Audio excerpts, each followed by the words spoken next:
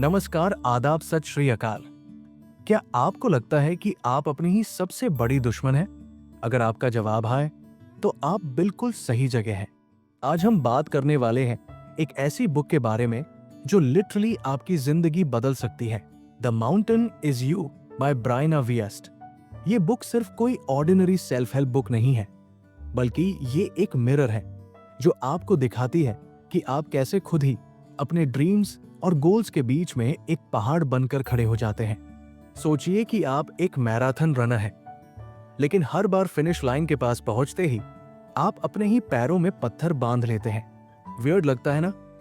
लेकिन यही तो हम सब करते हैं अपनी रियल लाइफ में। जब सक्सेस के बिल्कुल करीब होते हैं तो सडनली हमारा ब्रेन हमें कन्विंस करने लगता है कि ये हमारे लिए नहीं है या फिर हम डिजर्व नहीं करते। ये फेनोमेनन को साइकोलॉजी में सेल्फ सैबोटेज कहते हैं और ब्रायन वियस्ट इस बुक में एग्जैक्टली यही बताती है कि ये क्यों होता है और इससे कैसे बाहर निकला जाए। इस बुक को पढ़ने के बाद आप समझ जाएंगे कि आपके अंदर का वो वॉइस जो हमेशा नेगेटिव बातें करता रहता है, वो एक्चुअली आपका प्रोटेक्टर बनने की कोशिश कर रहा है, लेकिन गलत तरीके से। और सबसे इंपॉर्टेंट बात, आप सीख जाएंगे कि उस माउंटेन को क्लाइंब कैसे करना है जो आप खुद हैं। इस बुक का पहला सबक है सेल्फ सैबोटेज को पहचानना। सेल्फ सैबोटेज एक ऐसी चीज है जो हम सबके साथ होती है, लेकिन हमें पता तक नहीं चलता कि हम ये कर रहे हैं। इमेजिन करिए कि आप एक एग्जाम की प्रिपरेशन कर रहे हैं जो आपकी लाइफ चेंज कर सकती है, लेकिन जैसे जैसे एग्जाम डेट नजदीक आता है आप सडनली नेटफ्लिक्स देखने लगते हैं या फिर अचानक से घर की सफाई करना जरूरी लगने लगता है। ये सब प्रोक्रेस्टिनेशन नहीं है, ये सेल्फ सैबोटेज है। ब्रायन वियस्ट एक्सप्लेन करती है कि हमारा सबकॉन्शियस माइंड एक प्रोटेक्टिव पेरेंट की तरह काम करता है। जब भी हमें लगता है कि हम कुछ बड़ा अचीव करने वाले हैं तो हमारा ब्रेन पैनिक मोड में चला जाता है। उसे लगता है कि अगर ये सक्सेस मिल गई तो फिर एक्सपेक्टेशंस बढ़ जाएंगी, रिस्पॉन्सिबिलिटी बढ़ जाएगी, और अगर हम फेल हो गए तो। इसलिए वो हमें पहले से ही फेल करवा देता है ताकि बड़ा डिसअपॉइंटमेंट न झेलना पड़े। सेल्फ सैबोटेज के कॉमन साइंस हैं जरूरी काम को लास्ट मिनट तक टालना, रिलेशनशिप्स में अननेसेसरी फाइट्स करना जब चीजें अच्छी चल रही हों, अचानक से अनहेल्दी हैबिट्स शुरू करना जब आप फिट होने की कोशिश कर रहे हों, या फिर अपॉर्चुनिटीज को हाथ से जाने देना ये सोचकर कि मैं इसके लायक नहीं हूं। ये सब आपके ब्रेन के सर्वाइवल मैकेनिज्म है जो आपको फेमिलियर जोन में रखने की कोशिश करते हैं, क्योंकि फेमिलियर सेफ लगता है, चाहे वो ना भी अनकंफर्टेबल क्यों न हो। चलो एक रियल लाइफ एग्जांपल से समझते हैं। शाहरुख खान की स्टोरी एक परफेक्ट एग्जांपल है सेल्फ सैबोटेज को ओवरकम करने की। जब वो दिल्ली से मुंबई आया था 1991 में, तो वो एक मिडिल क्लास फैमिली से था जिसका फिल्म इंडस्ट्री में कोई कनेक्शन नहीं था। लेकिन इंटरेस्टिंग बात यह है कि शुरुआत में एसआरके को भी सेल्फ डाउट के एपिसोड्स आते थे। जब उसे पहली बार लीड रोल मिली अधिवानल में, तो वो खुद को कन्विंस करने की कोशिश करता था कि मेन सिर्फ टीवी एक्टर हूं, फिल्म्स मेरे लिए नहीं है। उस टाइम में एसआरके के अंदर भी वो टिपिकल सेल्फ सैबोटेज पैटर्न्स थे। वो इंटरव्यूज में बताता था कि कई बार वो ऑडिशंस में जाकर डेलिबरेटली अपना वर्स्ट परफॉर्मेंस देता था, क्योंकि उसे डर लगता था कि अगर रोल मिल गई और फिर वो फेल हो गया तो। उसका ब्रेन उसे प्रोटेक्ट करने की कोशिश कर रहा था, रिजेक्शन के पेन से बचाने के लिए। लेकिन जो चीज एसआरके को अलग बनाती थी वो ये थी कि उसने अपने इन पैटर्न्स को पहचान लिया था। एसआरके ने बाद में एडमिट किया था कि जब बाजीगर जैसी अनकन्वेंशनल रोल्स आईं, तो उसका पहला रिएक्शन था, नहीं, मेन हीरो नहीं बन सकता, विलन रोल क्यों करूं। लेकिन उसने रियलाइज किया कि ये सब उसके डर की वजह से था। उसने कॉन्शियस डिसीजन लिया कि वो अपने कंफर्ट जोन से बाहर निकलेगा और रिस्क्स लेगा। रिजल्ट क्या हुआ? बाजीगर ने उसे एक यूनिक आइडेंटिटी दी जो टिपिकल चॉकलेट हीरो इमेज से बिल्कुल अलग थी। आज एसआरके इसीलिए किंग खान है, क्योंकि उसने अपने सेल्फ सैबोटेज पैटर्न्स को पहचाना और उन्हें ब्रेक किया। कमेंट करके जरूर बताइए वीडियो कैसी लगी। इस बुक का दूसरा सबक है इमोशनल इंटेलिजेंस बढ़ाना। इमोशनल इंटेलिजेंस का मतलब ये नहीं है कि आप हमेशा खुश रहें या नेगेटिव फीलिंग्स को दबा दें। एक्चुअली ये बिल्कुल अपोजिट है। ब्रायना वीएस्ट एक्सप्लेन करती है कि हमारे इमोशंस एक जीपीएस सिस्टम की तरह होते हैं जो हमें बताते हैं कि हमारी लाइफ में क्या चल रहा है। जब आप एंग्री फील करते हैं तो ये आपको सिग्नल दे रहा है कि कोई बाउंड्री क्रॉस हुई है।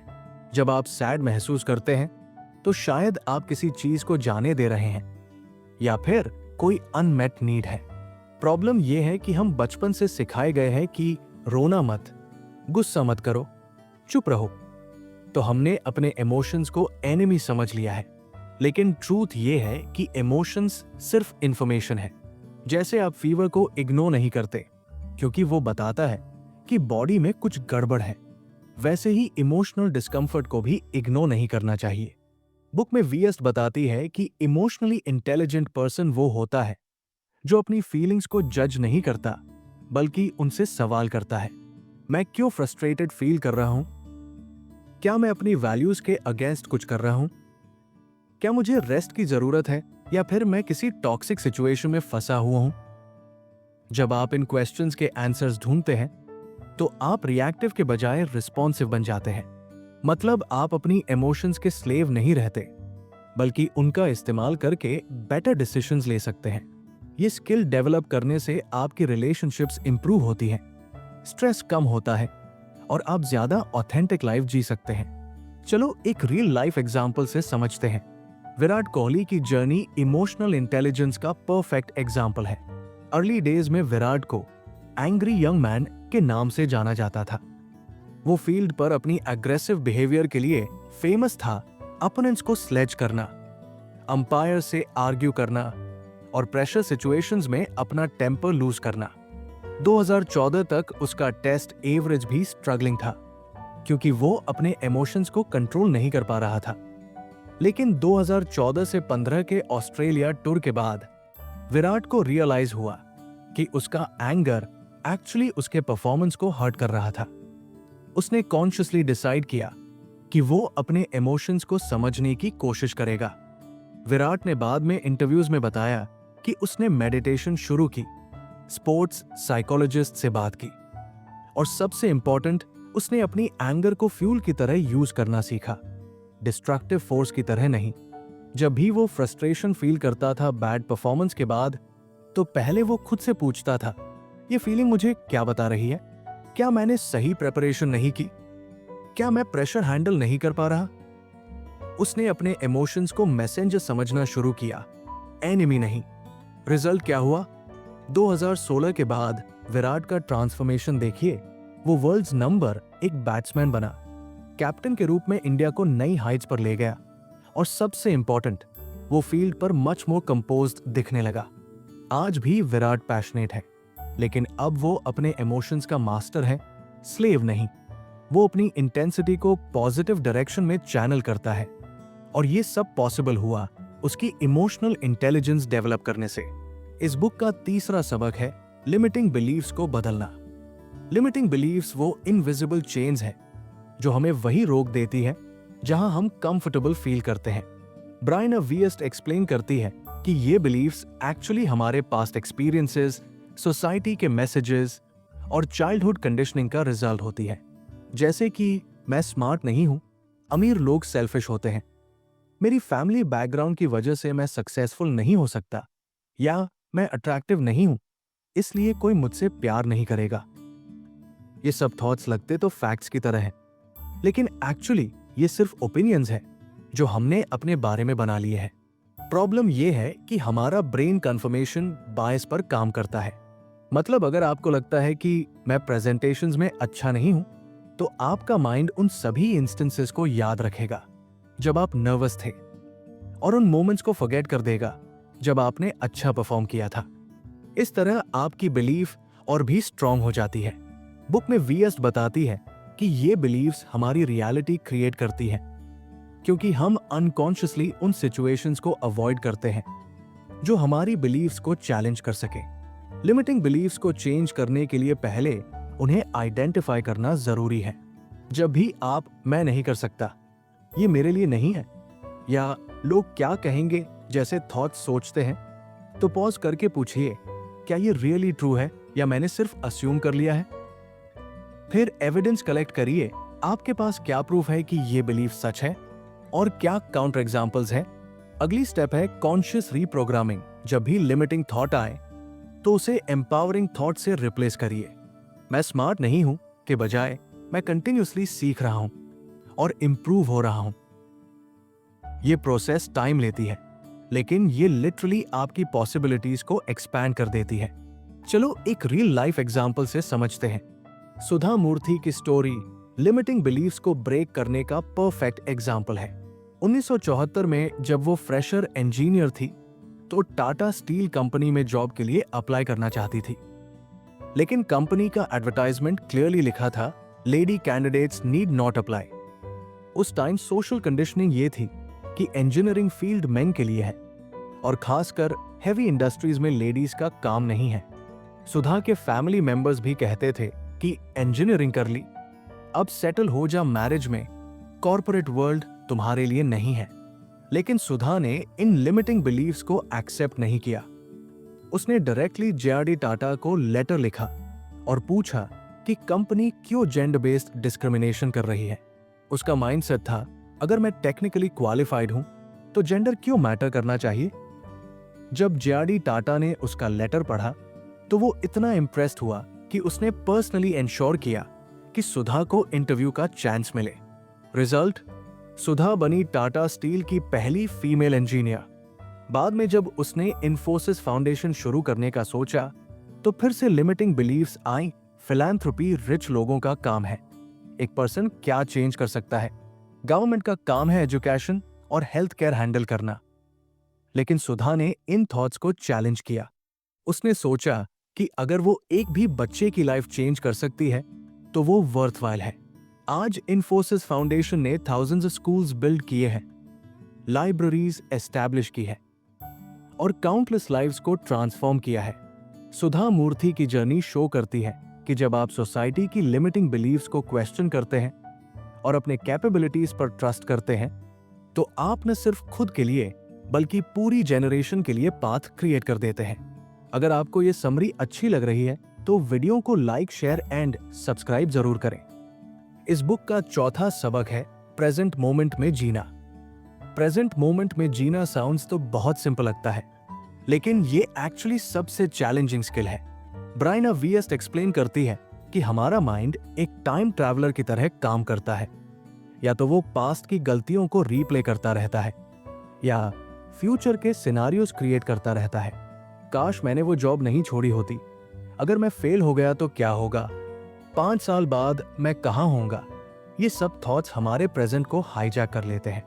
प्रॉब्लम ये है कि जब आप मेंटली पास्ट या फ्यूचर में लिविंग कर रहे होते हैं तो आप एक्चुअल लाइफ को मिस कर रहे होते हैं जो अभी हो रही है। बुक में वीएस बताती है कि पास्ट को चेंज नहीं किया जा सकता और फ्यूचर अभी एग्जिस्ट नहीं करता। जो आपके कंट्रोल में है वो सिर्फ ये मोमेंट है, राइट नाउ। जब आप प्रेजेंट में होते हैं तो आपकी एंजाइटी ऑटोमेटिकली रिड्यूस हो जाती है, क्योंकि एंजाइटी फ्यूचर के डर से आती है और डिप्रेशन पास्ट के रिग्रेट से। प्रेजेंट मोमेंट में आपको क्लैरिटी मिलती है कि एक्चुअली अभी क्या करना है। आप ज्यादा फोकस डिसीजंस ले सकते हैं क्योंकि आप डिस्ट्रैक्शन से फ्री होते हैं। प्रेजेंट मोमेंट में आने के लिए सिंपल टेक्निक्स है जो पावरफुल है। जब भी आपका माइंड पास्ट या फ्यूचर में वांडर करे तो अपनी ब्रीदिंग पर फोकस करिए। सिर्फ इनहेल और एक्सहेल को ऑब्जर्व करिए। अपनी 5 सेंसेस यूज करिए। आप क्या देख रहे हैं, सुन रहे हैं, फील कर रहे हैं राइट नाउ। वीएस सजेस्ट करती है कि अपने डेली एक्टिविटीज को माइंडफुली करिए। चाय पीते टाइम सिर्फ चाय पर फोकस करिए, फोन स्क्रॉलिंग नहीं। जब आप वॉक कर रहे हो तो हर स्टेप को फील करिए। ये स्मॉल प्रैक्टिसेस आपको ट्रेन करती है प्रेजेंट में रहने के लिए और यहीं पर रियल चेंज और ग्रोथ पॉसिबल होती है। चलो एक रियल लाइफ एग्जांपल से समझते हैं। एमएस धोनी की सक्सेस स्टोरी प्रेजेंट मोमेंट में जीने का बेस्ट एग्जांपल है। क्रिकेट में जहां प्रेशर सिचुएशंस में प्लेयर्स पैनिक कर जाते हैं, धोनी की कामनेस लेजेंडरी है। लेकिन ये नेचुरल टैलेंट नहीं था, ये एक कॉन्शियस चॉइस थी। धोनी ने बार बार इंटरव्यूज में बताया है कि वो हमेशा प्रोसेस पर फोकस करता था, रिजल्ट पर नहीं। मतलब जब भी कोई क्रूशल मैच हो तो वो अगली बॉल के बारे में सोचता था, न कि अगर हम हार गए तो क्या होगा के बारे में। 2011 वर्ल्ड कप फाइनल का एग्जाम्पल लीजिए। इंडिया को 4 रन चाहिए थे जीतने के लिए और पूरा नेशन टीवी स्क्रीन के सामने बैठा था। नॉर्मल सिचुएशन में कैप्टन प्रेशर फील करता है 28 साल के वेट का, मीडिया एक्सपेक्टेशंस का, टीम के फ्यूचर का।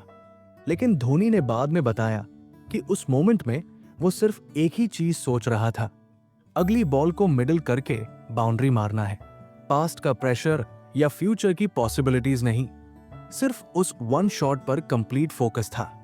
यही माइंडसेट धोनी ने अपनी कैप्टनसी में भी अप्लाई की। जब टीम लूजिंग पोजीशन में होती थी तो वो प्लेयर्स को पैनिक नहीं होने देता था। उसका फेमस डायलॉग था, प्रोसेस फॉलो करो, रिजल्ट अपने आप आ जाएगा। जब 2019 वर्ल्ड कप में इंडिया सेमीफाइनल में हार गई तो धोनी डेवास्टेटेड नहीं था पास्ट के रिग्रेट्स में या फ्यूचर की अनसर्टेनिटी में। वो ग्रेसफुली एक्सेप्ट कर गया कि हमने अपना बेस्ट दिया, अब आगे देखते हैं। धोनी की ये फिलॉसफी सिर्फ क्रिकेट में नहीं बल्कि उसकी होल लाइफ में रिफ्लेक्ट होती है। रिटायरमेंट के बाद भी वो प्रेजेंट को एंजॉय कर रहा है, फार्मिंग, बाइकिंग, फैमिली टाइम, बिना पास्ट की अचीवमेंट्स में स्टक हुए या फ्यूचर की प्लानिंग में लॉस्ट हुए। यही है प्रेजेंट मोमेंट में जीने की रियल पावर। कमेंट करके जरूर बताइए वीडियो कैसी लगी।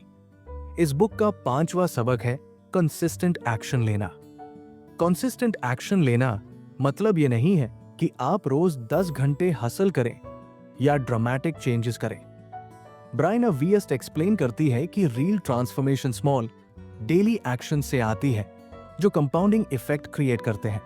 प्रॉब्लम यह है कि हम हमेशा परफेक्ट प्लान का वेट करते रहते हैं या फिर सही टाइम आने का इंतजार करते हैं। जब मेरे पास पूरा टाइम होगा तब जिम जाऊंगा, जब मैं कॉन्फिडेंट फील करूंगा तब बिजनेस शुरू करूंगा, जब सब कंडीशंस परफेक्ट होंगी तब एक्शन लूंगा। लेकिन ट्रूथ ये है कि परफेक्ट टाइम कभी नहीं आता और जो लोग सक्सेसफुल होते हैं वो इम्परफेक्ट कंडीशंस में भी एक्शन लेते रहते हैं। बुक में वीएस बताती है कि हमारा ब्रेन चेंज को थ्रेट की तरह देखता है, इसलिए वो रेजिस्टेंस क्रिएट करता है। लेकिन अगर आप बहुत स्मॉल एक्शंस लेते हैं, जैसे कि रोज सिर्फ 10 मिनट्स पढ़ना, 5 मिनट्स मेडिटेशन करना या एक पेज लिखना, तो ब्रेन को लगता है कि ये तो कोई बड़ी बात नहीं है। लेकिन ये स्मॉल एक्शंस टाइम के साथ मोमेंटम बिल्ड करते हैं। एक साल में 10 मिनट्स डेली रीडिंग का मतलब है 60+ आवर्स ऑफ नॉलेज गेन, जो 3 से 4 बुक्स कंप्लीट करने के बराबर है।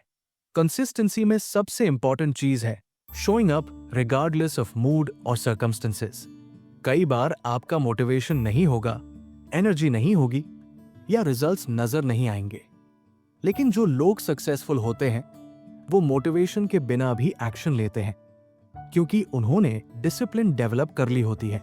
वीएस सजेस्ट करती है कि अपने एक्शंस को सो स्मॉल रखिए कि आप उन्हें स्किप नहीं कर सके। अगर आप राइटर बनना चाहते हैं तो रोज मिनिमम एक सेंटेंस लिखिए। फिट होना चाहते हैं तो रोज मिनिमम 5 पुशअप्स करिए। ये स्मॉल विन्स आपको कॉन्फिडेंस देते हैं और ग्रेजुअली आप नेचुरली ज्यादा करने लगते हैं। चलो एक रियल लाइफ एग्जाम्पल से समझते हैं। किरण मजूमदार शॉ की स्टोरी कंसिस्टेंट एक्शन का परफेक्ट एग्जाम्पल है। 1978 में जब उसने बायोकॉन शुरू की थी तो वो सिर्फ 25 साल की थी और उसके पास सिर्फ 10,000 रुपीस थे।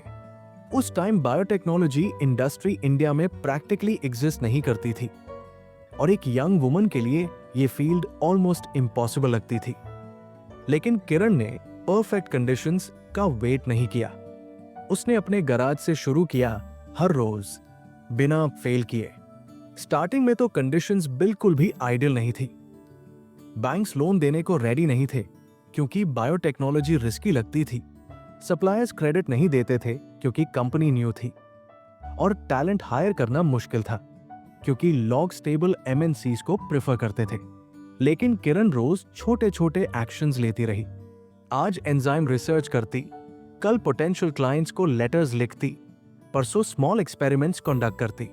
वो कहती है कि मैं रोज सुबह उठकर सिर्फ आज का काम सोचती थी, कौन सा एक स्टेप आगे बढ़ा सकती हूँ। इंटरेस्टिंग बात यह है कि पहले 10 साल तक बायोकॉन की ग्रोथ बहुत स्लो थी। कई लोग कहते थे कि टाइम वेस्ट कर रही है, कोई प्रॉपर जॉब कर लो। लेकिन किरण ने कंसिस्टेंसी मेंटेन की। रोज थोड़ा रिसर्च, थोड़ा नेटवर्किंग, थोड़ा प्रोडक्ट डेवलपमेंट, ये स्मॉल डेली एक्शंस कंपाउंड होते गए। एक 990 में जब इंडिया ने इकोनॉमिक लिबरलाइजेशन की, तब बायोकॉन रेडी था, बिकॉज वो ईयर्स से कंसिस्टेंट एफर्ट्स डाल रही थी। आज बायोकॉन एशिया की सबसे बड़ी बायोटेक्नोलॉजी कंपनीज में से एक है और किरण इंडिया की सबसे सक्सेसफुल विमेन एंटरप्रेन्योर्स में से एक है। लेकिन ये ओवरनाइट सक्सेस नहीं थी, ये 40+ इयर्स की कंसिस्टेंट डेली एक्शंस का रिजल्ट था। वो कहती है कि सक्सेस का सीक्रेट ये नहीं है कि आप कितना बड़ा स्टेप लेते हैं, बल्कि ये है कि आप कितने कंसिस्टेंटली छोटे स्टेप्स लेते रहते हैं। ऐसी ही ज्ञानवर्धक वीडियो के लिए चैनल को सब्सक्राइब करें और बेल आइकन दबाएं ताकि कोई भी वीडियो मिस ना हो। कमेंट करके जरूर बताइए वीडियो कैसी लगी। धन्यवाद।